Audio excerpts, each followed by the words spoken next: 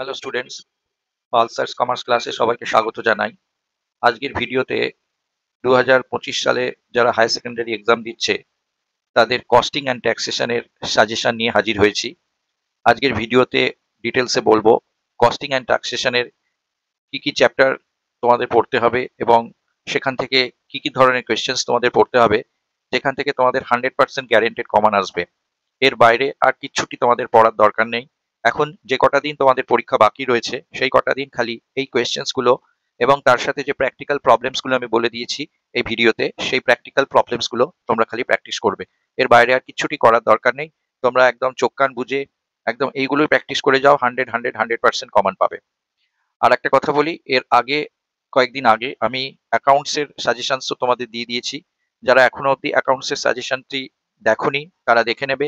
এই ভিডিওর কমেন্ট বক্সে আমি ওই অ্যাকাউন্ট সাজেশনের লিঙ্কটা দিয়ে দেবো। তোমরা অবশ্যই সেখান থেকে অ্যাকাউন্ট সাজেশনসটা অবশ্যই দেখে নেবে এবং অ্যাকাউন্টস এরও যা যা বলেছি ওর বাইরে আর কিছুটি পড়ার দরকার পড়বে না।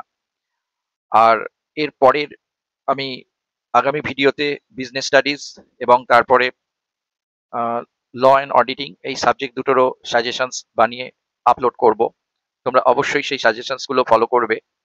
আর তার সাথে যে কোয়েশ্চেন্স গুলো আমি তোমাদের এই সাজেশনে বলেছি, বিশেষ করে প্র্যাকটিক্যাল প্রবলেমের কথা বলছি, সেগুলোর কিছু মডেল সেট কোয়েশ্চেন পেপার আমি তৈরি করব এবং সেইগুলো কিভাবে সলভ করবে সেই সলভটাও তৈরি করব, করে তোমাদের এই ভিডিওতে, এই চ্যানেলে ভিডিওতে আপলোড করব। তো তোমাদেরকে একটা রিকোয়েস্ট করব, যারা এখনো আমার চ্যানেলটি সাবস্ক্রাইব করোনি তারা খুব তাড়াতাড়ি আমার চ্যানেলটি সাবস্ক্রাইব করে পাশের বেল আইকনটি প্রেস করে দাও, যাতে নতুন কোনো ভিডিও তোমাদের জন্য আপলোড হলে সবার আগে তোমাদের কাছে নোটিফিকেশন চলে যায়। চলো আজকে শুরু করি। চ্যাপ্টার ওয়াইজ বলবো যে কি কি চ্যাপ্টার থেকে কি কি ধরনের কোয়েশ্চেন পড়তে হবে এবং সে কোয়েশ্চেনটি কত মার্কসের জন্য আসবে ডিটেলসে বলবো। সবার আগে দেখো, তোমাদের কস্টিং এর যে প্রথম চ্যাপ্টার আছে কাঁচামালের ব্যয়, ঠিক আছে? এই প্রথম চ্যাপ্টার যেটা তোমাদের কস্টিং এ আছে কাঁচামালের ব্যয়, এই চ্যাপ্টারটা থেকে তোমাদের কি কি পড়তে হবে, ঠিক আছে? এই চ্যাপ্টার থেকে প্রথমে পড়বে সরল গড় মূল্য ও ভারযুক্ত গড় মূল্য পদ্ধতির দুটোই সুবিধা ও দুটি অসুবিধা। এটা হচ্ছে গিয়ে তোমাদের ওয়েটেড অ্যাভারেজ মেথড আর সিম্পল অ্যাভারেজ মেথড, এই দুটি মেথডে তোমাদের যে স্টোর লেজার মেনটেন করতে তোমরা শিখেছো, এই দুটি পদ্ধতির কি কি সুবিধা আছে এবং কি কি অসুবিধা আছে সেটা তোমরা পড়বে। লিফো এবং ফিফো পদ্ধতির মধ্যে দুটো সুবিধা অসুবিধা লিখবে। ফিফো এবং লিফো পদ্ধতির মধ্যে কোন কোন ক্ষেত্রে কোন পদ্ধতি ব্যবহার করা উচিত এটা খুব ইম্পর্টেন্ট, অবশ্যই পড়বে। স্টোরস লেজার বলতে কি বোঝো পড়বে। কাঁচামালের প্রাপ্তি স্বীকারপত্র কি পড়বে। আচ্ছা, আরেকটা হচ্ছে সরল গড় পদ্ধতি ও ভারযুক্ত গড় মূল্য পদ্ধতি কোন কোন ক্ষেত্রে ব্যবহার করা সমীচীন, মানে কোন ক্ষেত্রে অ্যাভারেজ মেথড আর কোন ক্ষেত্রে ওয়েটেড অ্যাভারেজ মেথড আর কোন ক্ষেত্রে সিম্পল অ্যাভারেজ মেথড ব্যবহার করা উচিত বা প্রয়োগ করা প্রয়োজন সেটা পড়বে। এই উত্তরগুলো সবগুলোই তোমাদের বইতে আছে। পরের প্রশ্ন হচ্ছে ফিফো আর লিফোর মধ্যে 5টি পার্থক্য, খুব ইম্পর্টেন্ট এবছরের জন্য। তারপরে রয়েছে কাঁচামাল বিলির মূল্যায়নের উদ্দেশ্যগুলি লেখো। কাঁচামাল বিলির মূল্যায়নের উদ্দেশ্য এবং কাঁচামাল বিলির মূল্যায়ন পদ্ধতির নির্বাচনে বিবেচনা করতে হয় এমন দুটি বিষয়ের উল্লেখ করো, ঠিক আছে? কাঁচামাল বিলির মূল্যায়ন পদ্ধতি যখন আমরা স্থির করি তখন কি কি বিষয় বিবেচনা করে আমরা পদ্ধতিটা ঠিক করব সেই বিষয়গুলো এখানে পড়তে হবে। মজুতের যাচনপত্র কি, এটা পড়বে। তারপরে রয়েছে মজুতের দাবিপত্র কি, কাঁচামালের উদ্বৃত্ত কিভাবে মজুতের খতিয়ানে দাখিল করা হয়, সারপ্লাস হয়ে গেলে কাঁচামালের সারপ্লাসটা কিভাবে আমরা রেকর্ড করি। আচ্ছা, এরপরে পড়বে পরিত্যক্ত কাঁচামাল যাকে স্ক্র্যাপ ভ্যালু বলে, তো সেটাকে বলতে কি বোঝো, আর কাঁচামালের স্বাভাবিক ক্ষতি বলতে কি বোঝো, নর্মাল লস বলতে কি বোঝো। আর কাঁচামাল বিলির জন্য মূলত যে দুটি দলিল ব্যবহার করা হয় সে দুটির নাম লেখো, ঠিক আছে? এইগুলো, এই কটা প্রশ্ন তোমাদের কাঁচামাল চ্যাপ্টার থেকে পড়তে হবে, যে র মেটেরিয়ালস চ্যাপ্টার থেকে। এর পরের চ্যাপ্টারেও 4 মার্কসের জন্য যেগুলো পড়তে হবে, পরের চ্যাপ্টার হচ্ছে লেবার চ্যাপ্টার। এখানে প্রথমেই পড়বে অলস সময় কাকে বলে, এর দুটি উদাহরণ দাও। সময় আরক্ষণ পদ্ধতির 5টি বৈশিষ্ট্য লেখো। আচ্ছা, টাইম কিপিং আর কাজের ব্যয়িত সময়ের মধ্যে 4টি পার্থক্য লেখো। সময় রক্ষণ আর কাজের ব্যয়িত সময়ের মধ্যে 4টি পার্থক্য লেখো, এটা পড়বে অবশ্যই। আচ্ছা, তারপরে হচ্ছে কাজে ব্যয়িত সময় নির্ধারণের উদ্দেশ্যগুলি লেখো। স্বাভাবিক ও অস্বাভাবিক অলস সময় বলতে কি বোঝো, উদাহরণ দিতে হবে এবং উভয়ের মধ্যে পার্থক্য লিখতে হবে, এটা খুব ইম্পর্টেন্ট আছে। উত্তম সময় সংরক্ষণ পদ্ধতির বৈশিষ্ট্যগুলি লেখো। এটা পড়বে। সময় লিখন এবং সময় আরক্ষণের মধ্যে 6টি পার্থক্য লেখো। সময় আরক্ষণ পদ্ধতির 4টে বৈশিষ্ট্য লেখো। সময় রক্ষণের 2টি পদ্ধতির নাম লেখো। সময় লিখন, সময় আরক্ষণ এবং অলস সময়ের মধ্যে সম্পর্কটি লেখো। আর অলস সময় কি, স্বাভাবিক এবং অস্বাভাবিক অলস সময়ের মধ্যে পার্থক্য লেখো। এই প্রশ্নটা আগেও একবার দেওয়া হয়ে গেছে। তো এই প্রশ্নটা একবার একই কোয়েশ্চেন দুবার রিপিট হয়ে গেছে, তো এই কোয়েশ্চেনটাও তোমরা অবশ্যই পড়বে, এটা খুব ইম্পর্টেন্ট আছে। এরপরে আছে পারিশ্রমিকের পদ্ধতি, মজুরি ক্যালকুলেশনের যে চ্যাপ্টারটা আছে সেখান থেকে পড়বে সময় ভিত্তিক মজুরি প্রদান পদ্ধতি, 3টি সুবিধা এবং 3টে অসুবিধা। টাইম রেট সিস্টেমের 3টে সুবিধা 3টে অসুবিধা।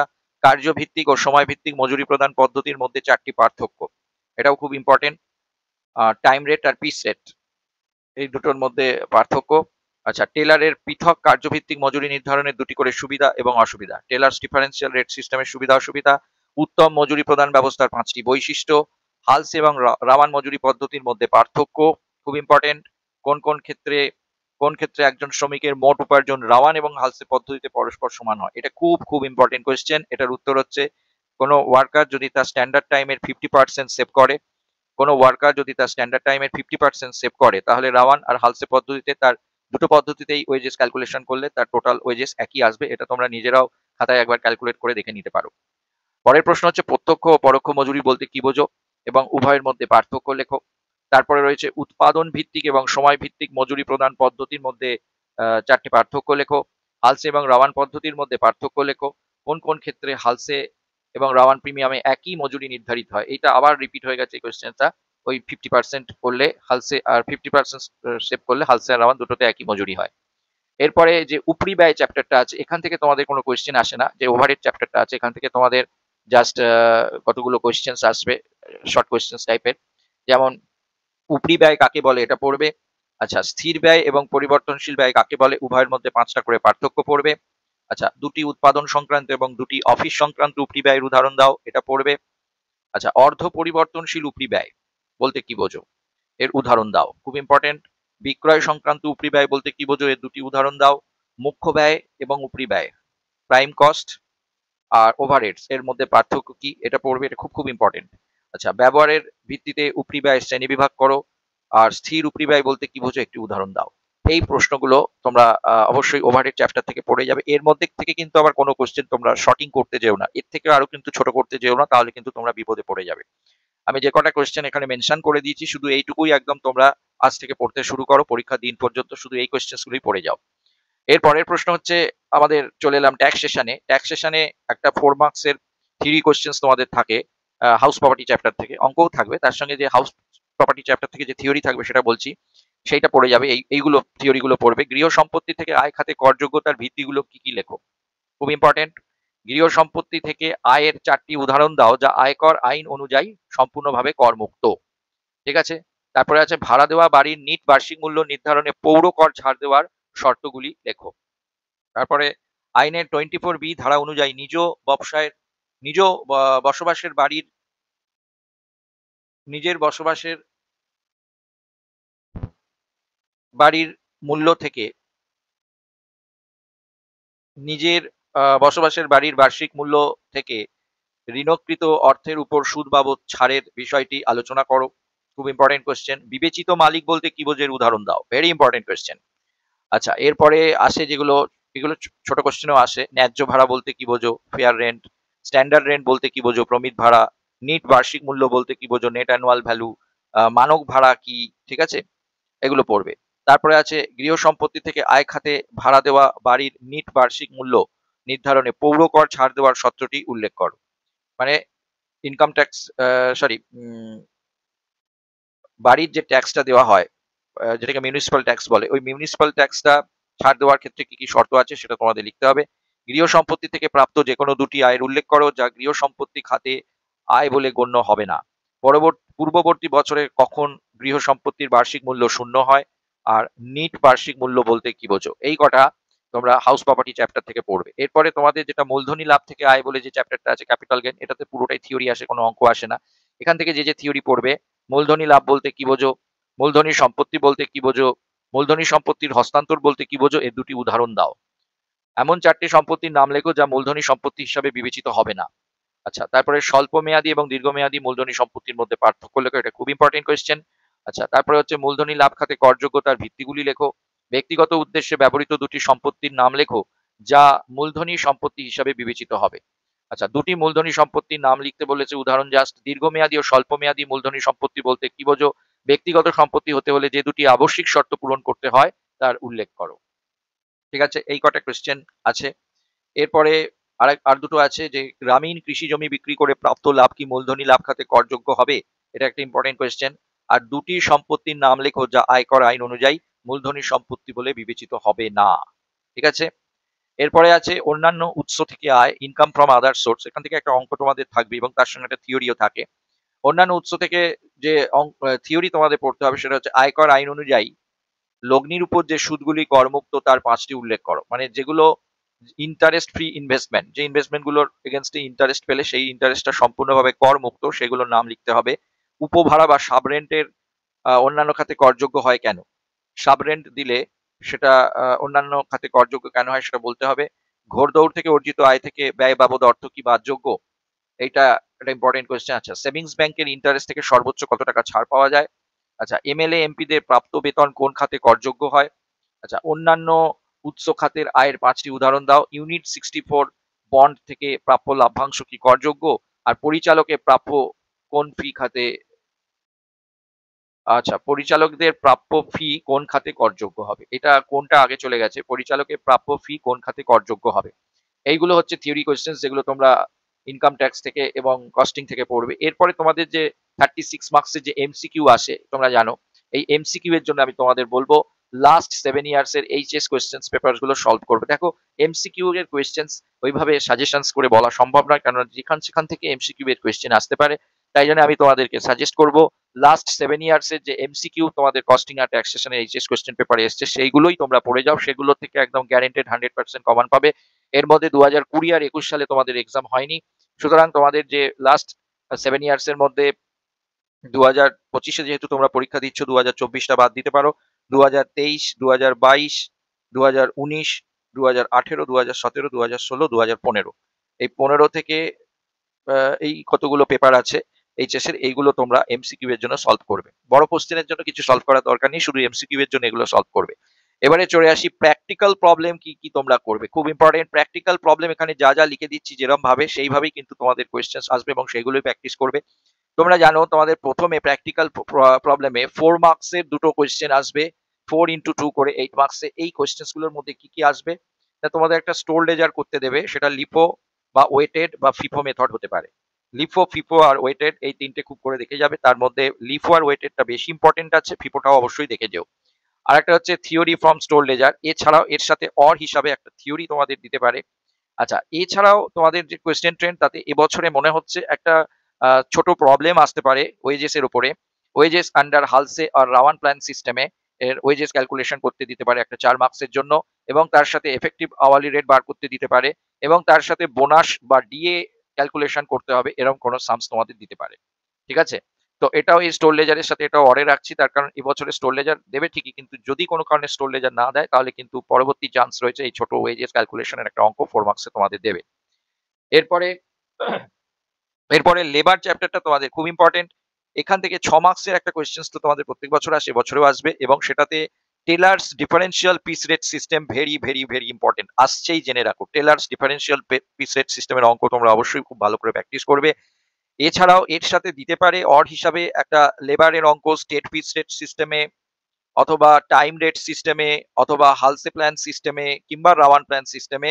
এখানেও ওয়েজেস ক্যালকুলেশন করতে দিতে পারে এই 4টে মেথডের মধ্যে, এবং ডিফারেন্ট বোনাস সিস্টেম দিয়ে দিতে পারে, স্ল্যাব রেটের বোনাস সিস্টেম দিয়ে অঙ্ক দিতে পারে, বা ধরো বললো 100%-এর ওপরে গেলে প্রতি 1%-এর জন্য 5 টাকা করে বোনাস পাবে, 100%-এর ওপরে যদি কোনো ওয়ার্কারের এফিসিয়েন্সি হয় প্রতি 1%-এর জন্য 5 টাকা করে বোনাস পাবে। এরকম ধরনের বোনাস ক্যালকুলেশন করার মতন একটা অঙ্ক তোমাদের এখানে দিতে পারে। তবে সবার আগে tailors differential piece rate system বেশি ইম্পর্টেন্ট, তারপরে হচ্ছে অরে হিসাবে এটা দিতে পারে। আচ্ছা, এরপরে তোমাদের এর সাথে একটা থিওরি অরে থাকবে। লেবার চ্যাপ্টার থেকে উপরে যে যে থিওরি গুলো পড়েছি সেই থিওরি গুলো পড়লেই লেবার চ্যাপ্টার থেকে একটা থিওরির কোয়েশ্চেন তোমরা কমন পেয়ে যাবে। এরপরে হচ্ছে একটা বড় অঙ্ক তোমাদের আসে 8 মার্কসের ক্যালকুলেশন অফ ওয়েজেস এর উপরে। এইখানে যে বড় মার্কসের কোয়েশ্চেন্সটা আসে সেটা কিসের আসবে? সম্ভবত এই কোয়েশ্চেন্স গুলোতে তোমাদের রাওয়ান আর হালসে মেথডে দুজন ওয়ার্কারের ডিটেলস দিয়ে দেওয়া থাকে, এবং সেখানে একজন ওয়ার্কারের ওয়েজেস হালসে মেথডে ক্যালকুলেট করতে হবে, আর একজনেরটা রাওয়ান মেথডে ক্যালকুলেট করতে হবে, বা অনেক সময় টাইম রেট পিস রেটেও দিতে পারে। এবং এই শুধু ওয়েজেস ক্যালকুলেশন নয়, ওয়েজেস ক্যালকুলেশন করে তারপরে সেখান থেকে মেটেরিয়ালস আর ওভারহেডের কস্টও দেওয়া থাকবে। সেখান থেকেই প্রত্যেকটা ওয়ার্কারের ওয়ার্কস কস্ট অব্দি, আমরা যেমন কস্ট শিটে ওয়ার্কস কস্ট করি, সেই ওয়ার্কস কস্ট অব্দি আমাদের বার করতে দেবে। তো এরকম একটা কমপ্লিট অঙ্ক বড় মার্কসে 8 মার্কসে আসবে, যেখানে আমাদের হালসে, রাওয়ান, পিস রেট, টাইম রেট এই 4 টে মেথডেই হয়তো ওয়েজেস ক্যালকুলেট করতে হবে। এবং তারপরে তার সঙ্গে র মেটেরিয়ালস এর কস্ট বলে দেবে, ওভারহেড এর কস্টও বার করতে একটা প্রসেস, ওভারহেড কস্ট বার করারও বলে দেবে। সেখান থেকে তোমাদের টোটাল ওয়ার্কস কস্ট অব্দি বার করতে হবে। এরকম অঙ্ক একটা কিন্তু তোমাদের 8 মার্কসের বছরে খুব ইম্পর্টেন্ট আছে। এরপরে রয়েছে house property and capital gain. Capital এখানে এটা হচ্ছে এই গ্রুপটায় তোমাদের 3টে 4 মার্কসের কোয়েশ্চেন্স দেবে। অবশ্যই 3টে পাবে কোয়েশ্চেন 4 মার্কসের এবিসি, 6 এর এবিসি। এখানে একটা হাউস প্রপার্টির থিওরি আসবে, ওপরে যে আমরা থিওরি গুলো পড়তে বললাম ওর মধ্যে থেকে পেয়ে যাবে। আর একটা আসবে ক্যাপিটাল গেইনের থিওরি, ওপরে যে ক্যাপিটাল গেইন বললাম সেখান থেকে পেয়ে যাবে। আর একটা আসবে some from income from other source, other সোর্সের একটা অঙ্ক এখানে পাবেই। আদার সোর্সের অঙ্কের মধ্যে যে যে আইটেমগুলো তোমরা দেখবে, এই যে লিখে দিয়েছি, income from other source considering family pension, family পেনশনের কি ট্রিটমেন্ট হয় দেখবে, rent from vacant land rent দিয়ে যে ইনকাম হয় সেটা কিভাবে ট্যাক্সেবল হয়, dividend receive from Indian company dividend receive করলে কিভাবে ট্যাক্সেবল হয়, net income receive from lottery after TDS, lottery থেকে আমরা যখন টাকা পাই তখন ট্যাক্স টিডিএস কেটে নেয়, এই টিডিএসটাকে নেটে বলে দেওয়া থাকে, এটাকে কি করে গ্রসে নিয়ে যেতে হয় এবং গ্রসে নিয়ে গিয়ে বসাতে হয় সেইটা তোমরা একটু শিখে নেবে। Dividend receive from foreign company থেকে ডিভিডেন্ড পেলে কিভাবে ট্যাক্সেবল হয়, ইন্টারেস্ট রিসিভড অন ডিবেঞ্চারের interest, daily allowances receive from এমপিদের ডেইলি অ্যালাউন্স কিভাবে ট্যাক্সেবল হয়, income from royalty income, interest received on fixed ডিপোজিটের ইন্টারেস্ট কিভাবে ট্যাক্সেবল হয়, সেভিংস ব্যাংকের ইন্টারেস্ট কিভাবে ট্যাক্সেবল হয়, ইনকাম ফ্রম হর্স রেস, এইগুলোর উপরে আদার সোর্সের অঙ্ক তোমরা অবশ্যই দেখবে। এর সাথে অনেক সময় অর হিসাবে একটা ছোট হাউস প্রপার্টির অঙ্ক তোমাদের দিতে পারে, যেখানে আমাদের নেট অ্যানুয়াল ভ্যালু অব্দি ক্যালকুলেট করতে হবে। নেট অ্যানুয়াল ভ্যালু, ছোট্ট হাউস প্রপার্টির অঙ্ক, যেখানে কিছু ইনফরমেশন থেকে নেট অ্যানুয়াল ভ্যালু অব্দি ক্যালকুলেট করতে হবে। Considering net municipal value, vacancy period and আনরিয়েলাইজড rate. দেখবে এই অঙ্কগুলোর মধ্যে হয়তো বিগ সিটিজে বাড়িটা অবস্থিত, কলকাতা, দিল্লি, মুম্বাই, চেন্নাই 4টেকে বিগ সিটিজ বলে, এবং সেখানে নিট মিউনিসিপাল ভ্যালু দেওয়া আছে, সেখান থেকে গ্রস মিউনিসিপাল ভ্যালুতে নিয়ে গিয়ে আমাদের বসাতে হবে, এবং তার সঙ্গে step 1, step 2, step 3, step 4, step 5 করে নেট অ্যানুয়াল ভ্যালুতে পৌঁছতে হবে, যে অঙ্কের মধ্যে ভ্যাকেন্সি পিরিয়ড বা আনরিয়েলাইজড রেন্টের কথাও বলা থাকবে। আচ্ছা, এরপরে 10 মার্কসের জন্য একটা বড় হাউস প্রপার্টির অঙ্ক তোমরা পাবে। এখানে হাউস প্রপার্টির একটা কমপ্লিট অঙ্ক থাকবে, লেখা আছে দেখো, এই complete some from house property, যে যে ট্রিটমেন্ট গুলো এর মধ্যে দেখবে, কনসিডারিং নেট মিউনিসিপাল ভ্যালু, এখানেও সেই যদি বিগ সিটিজ হয় এবং নেট মিউনিসিপাল ভ্যালু বলে দেওয়া থাকে। আচ্ছা, তারপরে হচ্ছে municipal tax paid or not, মানে মিউনিসিপাল ট্যাক্স হয়তো পে করেনি ওনার, বা পে করেছে, বা part of municipal tax tenant pay করে দিয়েছে, part of municipal tax owner pay করেছে, সেক্ষেত্রে কি ট্রিটমেন্ট হয়, interest on borrowed capital taken for repairs এর জন্য, যদি বাড়ির রিপেয়ার্স এর জন্য লোন নেয়, আর যদি বাড়ির কনস্ট্রাকশনের জন্য, সেলফ অকুপাইড বাড়ির কনস্ট্রাকশনের যদি লোন নেয়, কনস্ট্রাকশনের জন্য ম্যাক্সিমাম লিমিট 2 লাখ টাকা, আর রিপেয়ার্স এর ক্ষেত্রে ম্যাক্সিমাম লিমিট 30,000 টাকা, সেলফ অকুপাইড বাড়ির ক্ষেত্রে লিমিটটা আছে, যদিও লেট আউট বাড়ির ক্ষেত্রে কোনো লিমিট নেই। ভ্যাকেন্সি পিরিয়ড থাকলে কিভাবে ট্রিটমেন্ট হয়, আনরিয়েলাইজ রেন্টটা খুব ইম্পর্টেন্ট আছে, প্রিভিয়াস ইয়ারের কোনো রেন্ট ধরো এই কারেন্ট ইয়ারে রিকভার হয়েছে, রিকভারি অফ আনরিয়েলাইজ রেন্ট, এইগুলো কিন্তু খুব ইম্পর্টেন্ট আছে। এই সমস্ত বিষয়গুলো কনসিডার করে হাউস প্রপার্টি তোমরা প্র্যাকটিস করবে। আজকের ভিডিওতে যা যা বললাম এর বাইরে আর তোমাদের কিচ্ছুটি পড়ার দরকার নেই। এই ভিডিওতে যা যা জিনিস বললাম, ডিটেলসে বললাম, সেইগুলো তোমরা এখন থেকে প্র্যাকটিস করো, সেই থিওরি গুলো তোমরা পড়ে নাও, এখান থেকে তোমরা 100% কমন পাবে, এবং তোমরা আশা করছি প্রত্যেকেই খুব ভালো নম্বর পাবে। 95% মার্কস তোমরা এই কোয়েশ্চেন্স গুলো পড়লে অবশ্যই পাবে। আমি আমার পরবর্তী ভিডিওতে বিএসটিডির সাজেশন এবং ল আর অডিটের সাজেশন আপলোড করব। তোমরা এখনো যারা আমার চ্যানেলটি সাবস্ক্রাইব করোনি, অবশ্যই সাবস্ক্রাইব করে নিও, যাতে পরবর্তী ভিডিও আপলোড হলেই তোমাদের কাছে নোটিফিকেশন চলে যায়। আজকে এই বলেই আমার ভিডিওটি শেষ করলাম। ধন্যবাদ।